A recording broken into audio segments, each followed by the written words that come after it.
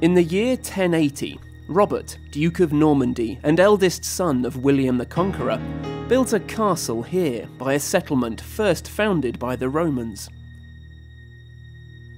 This new castle clearly made quite an impact, so much so that the settlement has borne that name ever since.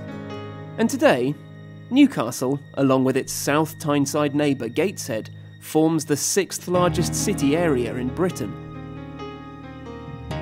Since the Normans, the city has benefited from the wool trade and coal mining, and witnessed one of the biggest shipbuilding industries in the world.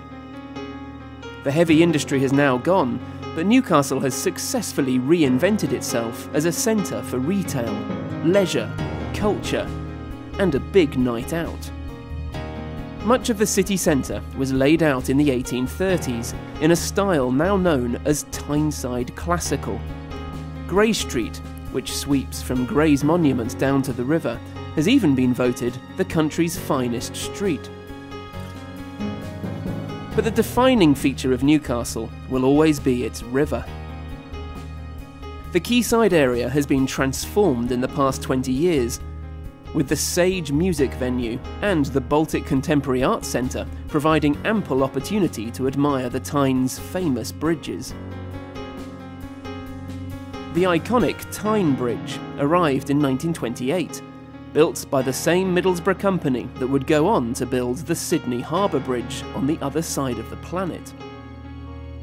The Swing Bridge and Robert Stephenson's High Level Bridge have both been in place since the 19th century.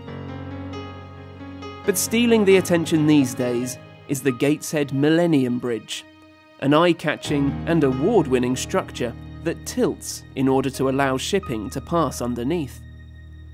Modern Newcastle is still very much upon Tyne.